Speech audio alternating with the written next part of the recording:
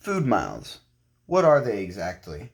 Oxford Dictionary defines it by a mile over which a food item is transported during the journey from the producer to the consumer, and as a unit of measurement of fuel used to transport it.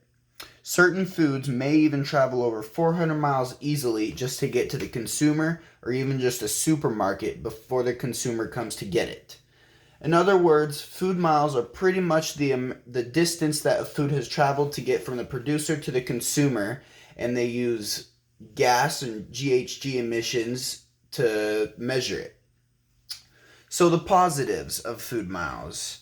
So there's really not a lot of positives that come along with food miles, but ever since vehicles, cargo carriers, airplanes, and just anything that can transport food, it has become easier than ever to feed the planet and has brought many benefits to everyone just to be able to eat and get food on their dinner table.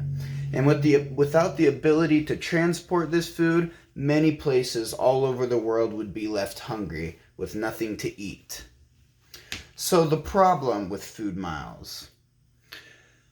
The downsides to food miles, there are things such as the fuel being used to transport it and all this food from place to place, which is playing a huge role in our climate change.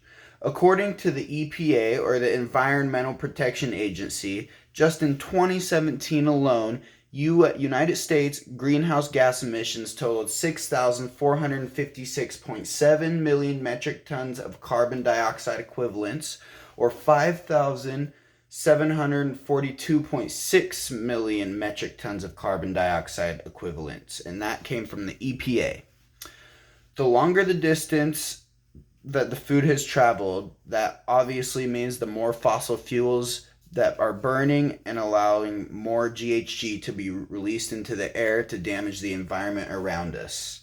So there is a lot of gas being released into our environment around us.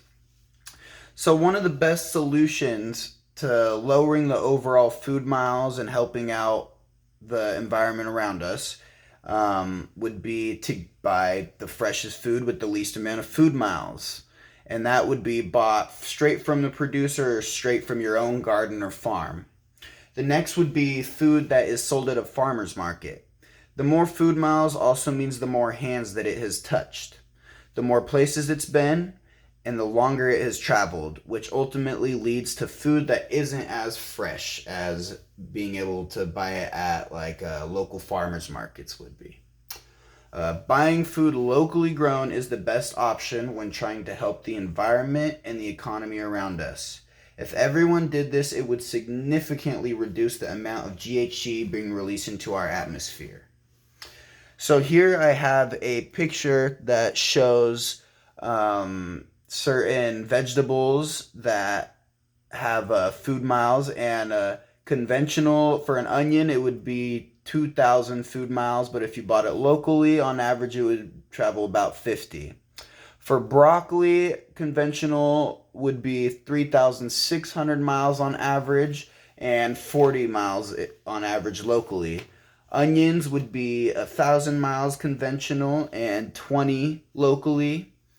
And corn would be 1,200 miles conventional and only 24 miles locally.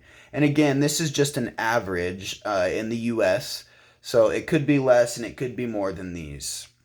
The ethical viewpoint that I thought went the best with this whole food miles scenario is utilitarian, because it ultimately would help everyone around us and the environment around us if we could overall reduce the amount of time or the amount of food, the amount of the distance the food has traveled, and the amount of gases that are being released into our environment.